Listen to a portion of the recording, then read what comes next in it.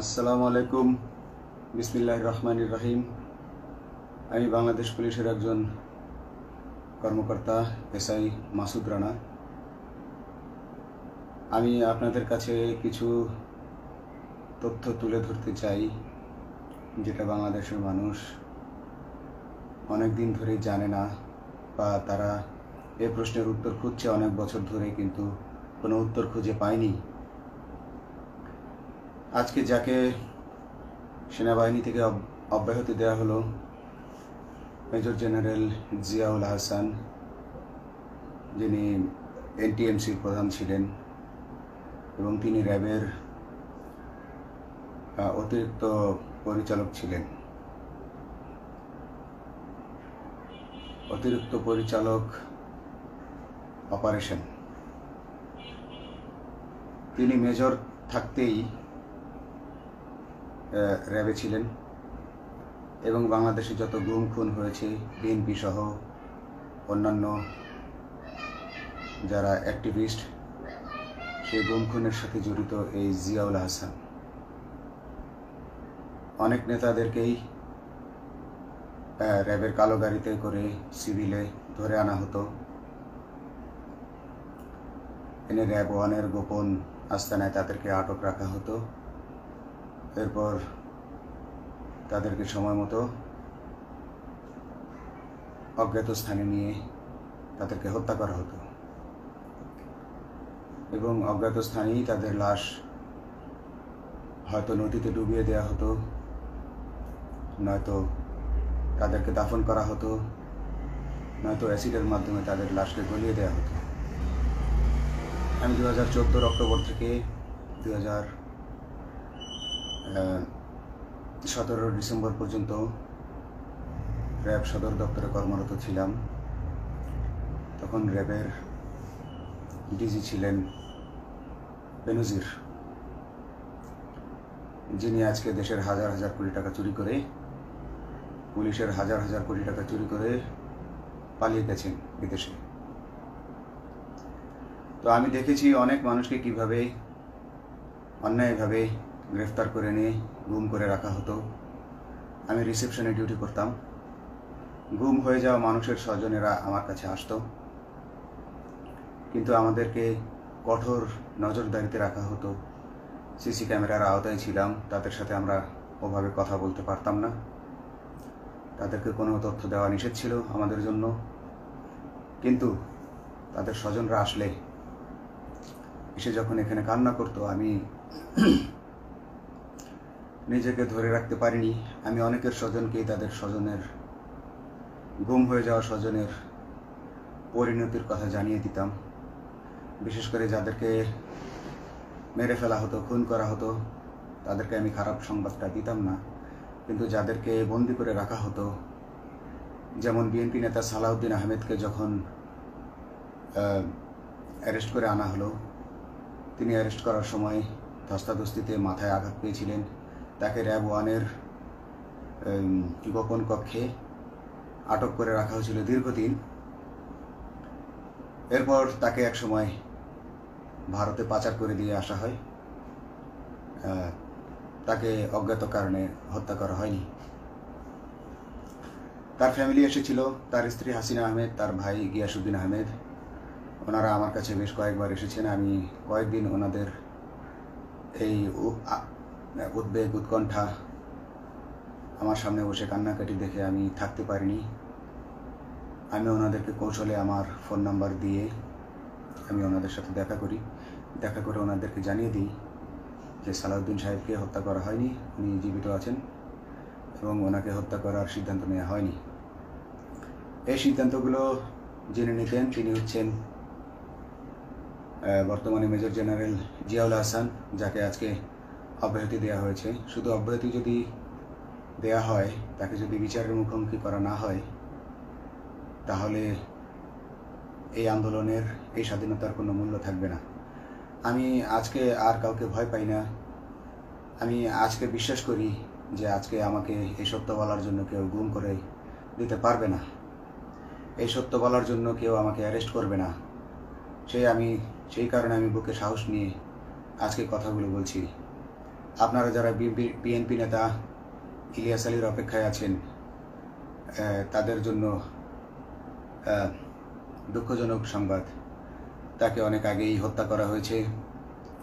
তাকে পতেঙ্গা সমুদ্র সৈকত দিয়ে কড়া পাহারায় সাগরের মাঝখানে নিয়ে স্পিড বোটের মাধ্যমে মুখে পলিথিন পেঁচিয়ে হত্যা করে, তার পেট ছুরি দিয়ে ছিদ্র করে, তাকে পাথর দিয়ে বেঁধে সাগরে ডুবিয়ে দেওয়া হয়েছে।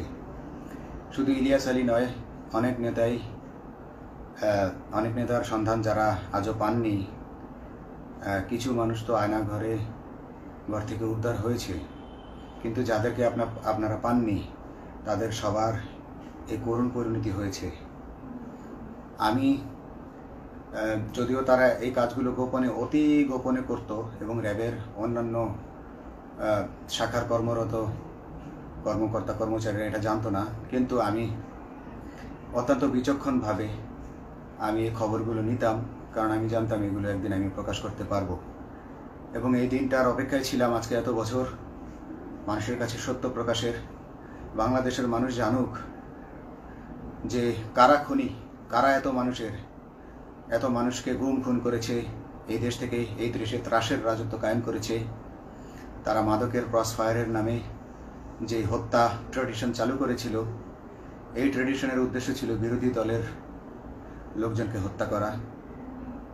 কারণ পুলিশ এবং সেনাবাহিনীর অনেকেই মানুষ হত্যা করতে ভয় পেত, তারা এটাতে অভ্যস্ত ছিল না। অনেকেই অনেক সাহসী, কিন্তু একটা মানুষকে হত্যা করার পর তারা আর ঘুমাতে পারতো না, তাই তারা এসব কাজ করতো না। কিন্তু খুনি হাসিনা কিছু মানুষকে এভাবে হত্যা করতে করতে পুরস্কৃত করার মাধ্যমে হত্যা করতে অভ্যস্ত করে ফেলে। তারাই এই গ্রেফতারকৃত এই গুমকৃত মানুষদেরকে গুলি করে হত্যা করত। এবং তারা এতটাই নিষ্ঠুর যে তারা এক একজন কয়েক শত করে হত্যা করেছে। এবং এই মানুষগুলোর সংখ্যা বেশি নয়, কারণ সবাই লাশ দেখতে পারে না। একটা মানুষকে খুন করার পর লাশের যে ছটফটানি এবং মাথায় গুলি করার পর মাথার যে বিকৃত অবস্থা, এই জিনিসগুলো অনেকেই আমরা সহ্য করতে পারি না। তাই আমাদের মধ্য থেকে কিছু হায়নাকে বেছে নিয়ে তারা একটা টিম গঠন করে। তাদেরকে র্যাব সদর দপ্তরে বেনজির আহমেদ প্রতি মাসে পুরস্কার দিতে ডাকতেন, এবং প্রত্যেকটা র্যাবের বিভিন্ন শাখায় এরকম দু একজন রাক্ষস ছিল যারা মানুষকে শ্যুট করত, গুলি করত, হত্যা করত এবং গুম করত। তারা এখনো আছে।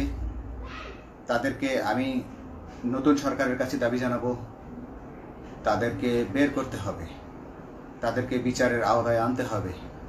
না হলে এত শহীদের বিনিময়ে যে ফ্যাসিবাদ থেকে, যে স্বৈর শাসন, যে খুনি হাসিনার হাত থেকে আমরা মুক্তি পেয়েছি, সে মুক্তির প্রকৃত মূল্য আমরা পাবো না, প্রকৃত স্বাদ আমরা পাবো না। এই খুনিদেরকে বের করতে হবে, এই খুনিদেরকে বের করে আইনের আওতায় আনতে হবে। বাংলাদেশ পুলিশ কখনোই গুলি করতে অভ্যস্ত ছিল না। আপনারা জানেন একসময় পুলিশ যে গুলি করতো না, এটা নিয়ে অনেক ব্যঙ্গচিত্র ছাপা হতো পত্রিকাগুলোতে, যে গুলি না করতে গুলি খেলনার বন্দুকে পরিণত হয়েছে। তো কিন্তু সেই নিরীহ পুলিশকে রক্তপিপাসু হিসেবে শেখ হাসিনা তৈরি করেছে। তবে সবাই নয়, কিছু মানুষ। আপনারা দেখেছেন এবং এই আন্দোলনের ভিডিও ফুটেজ দেখলেও দেখবেন যে কয়েক শত পুলিশের মধ্যে কেবলমাত্র কয়েকজনই জনতার দিকে গুলি ছুড়ছে। তো আপনারা ঢালাওভাবে পুলিশকে আপনাদের আক্রমণের নিশানা বানাবেন না। নতুন সরকার অবশ্যই এর বিচার করবে। আমি আশাবাদী নতুন সরকারের কাছে। তারা যদি আমার কাছে কোনো তথ্য চায়, আমি তথ্য দেব ইনশাল্লাহ। এবং এই খুনিদেরকে, এই রাক্ষসদেরকে বের করতে হবে। প্রতিটি গুমের, প্রতিটি হত্যার সুষ্ঠু তদন্ত করলে এগুলো বের হয়ে আসবে বলে আমি আশা করি। এবং আমি চাই এরা ধরা পড়ুক, এদের বিচার হোক, না হলে এরা যুগে যুগে এই রাক্ষস যুগে যুগে রয়ে যাবে, আমাদের মাঝেই তারা লুকিয়ে থাকবে এবং যুগে যুগেই তারা মানুষের রক্ত পান করেই যাবে। পুলিশ বাহিনী মানুষকে সেবা করবে, এটাই হওয়া উচিত পুলিশের ধর্ম। পুলিশের ধর্ম হবে মানুষ পুলিশের জন্য, পুলিশ মানুষের জন্য। উন্নত রাষ্ট্রের পুলিশ মানুষ যেভাবে পুলিশকে ডাকলেই পুলিশ 5 মিনিটের মধ্যে ছুটে যায়, তাকে সাহায্য করে। আমরা বিভিন্ন ভিডিওতে দেখি যে পুলিশ হাঁসের বাচ্চাকে রাস্তা পার করে দিচ্ছে, একজন অন্ধ মানুষকে রাস্তা পার করে দিচ্ছে। বাংলাদেশের পুলিশ এমনটাই করতে চায়, আমরা এমনটাই করতে চাই, কিন্তু সেই পরিস্থিতিতে আমাদেরকে রাখা হয়নি। আমাদেরকে রাখা হয়েছে দৌড়ের উপর, আমাদেরকে রাখা হয়েছে বিভিন্ন অন্যায় কাজের উপর, বিভিন্ন অন্যায় আদেশের উপর। কেউ যারা মেনেছে তারা ভালো ভালো জায়গায় পোস্টিং নিয়ে থেকেছে, যারা মানেনি তাদেরকে খারাপ জায়গায় পোস্টিং দেওয়া হয়েছে, কারো চাকরি হারিয়েছে, কাউকে সাসপেন্ড করে রাখা হয়েছে। আমি নিজেও একজন এমন বৈষম্যের শিকার, অন্যায় মিথ্যা মামলার শিকার হয়ে আমি নিজেও বর্তমানে সাসপেনশন অবস্থায় আছি এবং এই সাসপেনশন অবস্থায় থেকে আমি আল্লাহর কাছে শুকরিয়া জানাই, কারণ এই সাসপেনশন থাকার কারণে আমি ছাত্র জনতার আন্দোলনের সাথে সংযুক্ত হতে পেরেছি। আমি সবসময় আল্লাহর কাছে দোয়া করেছি যে আল্লাহ, তুমি আমাকে মুজাহিদ হিসেবে কবুল করো, আমাকে জিহাদ করার তৌফিক দান করো এবং আমাকে শহীদী মৃত্যু দান করো। এবং আল্লাহ আমার দোয়া কবুল করেছেন। আমি ছাত্র জনতার সাথে এই জিহাদে অংশগ্রহণ করেছি, ছাত্র জনতা সফল হয়েছে। আমি গর্বিত আমি এই আন্দোলনে একজন পুলিশ অফিসার হয়েও আমি অংশগ্রহণ করতে পেরেছি। তো যাই হোক, আমি চাইব যে বাংলাদেশ পুলিশের, র্যাবের যে সকল কর্মকর্তা অগণিত মানুষের গুম খুনের সাথে জড়িত ছিল তাদেরকে ধরা হোক, তাদেরকে আইনের আওতায় আনা হোক। আমাদের মতো অনেক অফিসার আছি যারা এসব কুকর্মের সাক্ষী, আমরা সাক্ষ্য দেব। আমরা এখন আর ভয় পাই না। আমরা আসলে যে ভয় পেয়েছি তা নয়, আমাদের বাহিনীতে টিকে থাকাটা জরুরি ছিল। জনগণের স্বার্থেই আমাদের বাহিনীতে থাকা জরুরি ছিল, কারণ আমরা যদি বাহিনী থেকে আউট হয়ে যেতাম তাহলে এসব তথ্য আমরা জানতে পারতাম না এবং জনতার কাছে পৌঁছাতে পারতাম না। জনতার কথা বলতে হলে, জনতার সাথে থাকতে হলে আমি পজিশনেও থাকতে হবে। এই জন্য অনেক কিছুই প্রকাশ করিনি, কারণ আপনারা ভালো মতোই জানেন যে অনেক সেনাবাহিনীর মেজরকেও গুম করে দেওয়া হয়েছে যারা মুখ খুলেছে। আমি তো একজন সামান্য সাব ইন্সপেক্টর, আমাকে গুম করে দেওয়া তাদের 1 সেকেন্ডের ব্যাপার ছিল। তো আমি এখন বিশ্বাস করি যে এখন সেই দিন, সেই কালো মেঘ সরে গেছে আকাশ থেকে, আকাশ মুক্ত হয়েছে, এই দেশ জালিমের শাসন থেকে মুক্ত হয়েছে। আল্লাহ তাআলা আমাদের উপর রহমত বর্ষণ করেছে। অগণিত মুসলিমের দোয়া আল্লাহ তাআলা কবুল করেছেন, অগণিত 18 কোটি মানুষের দোয়া আল্লাহ কবুল করেছেন। নইলে এইভাবে হঠাৎ করে 15 দিনের মধ্যে 15 বছর ধরে গড়ে ওঠা রাক্ষসের পতন ঘটা আল্লাহর রহমত ছাড়া, আল্লাহর রহমত ছাড়া এটা কখনোই সম্ভব হতো না। আমি আল্লাহর উপর ভরসা রেখে বলছি, আপনারা নতুন প্রশাসনকে ঢেলে সাজান, পুলিশ বাহিনীকে ঢেলে সাজান। এই সিস্টেমের মধ্যেই, পুলিশের এই সিস্টেমের মধ্যেই গণ্ডগোল আছে, নিয়োগের মধ্যে গণ্ডগোল আছে। আপনারা এই সিস্টেমগুলো পরিবর্তন করুন, আপনারা এই সিস্টেম পরিবর্তনে সাহায্য করুন এবং পুলিশ ডিপার্টমেন্টে যত ডিপার্টমেন্টাল পরীক্ষা আছে এগুলো তুলে দেন। এই ডিপার্টমেন্টাল পরীক্ষাগুলোর মাধ্যমে আমাদের ঊর্ধ্বতনরা আমাদের গলা সবসময় চিপে ধরে রাখে, ঠিক আছে? সেজন্য আমরা তাদের কাছে সবসময় আটকা থাকি। এজন্য আমরা অনেক কিছু বলতে পারি না, অন্যায়ের প্রতিবাদ করতে পারি না। তো এই সিস্টেম পরিবর্তন জরুরি। ডিপার্টমেন্টে কোনো পরীক্ষা থাকা যাবে না। কনস্টেবল হতে যারা একটা নির্দিষ্ট সময় পর তার বিভিন্ন কোর্স করানোর মাধ্যমে তার প্রমোশন হতে হবে। সাব ইন্সপেক্টরে ভর্তি হয়ে 5 বছর পর ইন্সপেক্টর হিসেবে পদোন্নতি পাবে, তার 5 বছর পর সহকারী পুলিশ সুপার হিসেবে পদোন্নতি পাবে। এভাবে আইন পরিবর্তন করতে হবে। তাদেরকে দক্ষ করে গড়ে তোলার জন্য বিশেষ কোর্সের আয়োজন করতে হবে এবং সৎভাবে বাঁচার জন্য সঠিক বেতন কাঠামো এবং ভালো কাজের জন্য পুরস্কার এর ব্যবস্থা করতে হবে। বিভিন্ন যে চোরাই মাল মাদক উদ্ধারের জন্য সেক্ষেত্রেও বিশেষ পুরস্কারের ব্যবস্থা থাকতে হবে এবং বাসস্থান এবং যানবাহন, পুলিশের যেই ব্যয়টা হয় সেটা হচ্ছে বাসস্থান এবং যানবাহন। পুলিশ আমরা নিজের বেতনের টাকা দিয়ে মোটরসাইকেল কিনে চাকরি করতে হয়, এই বিষয়টা যেন না করতে হয় এবং সরকারি বাসস্থান যদি আমাদেরকে দেয়া হয় তবে আমরা বেতনের টাকা দিয়ে আমরা মানুষকে সেবা দিতে পারবো, সৎভাবে চলতে পারবো এবং দেশের মানুষকে সন্তুষ্ট করতে পারবো ইনশাআল্লাহ।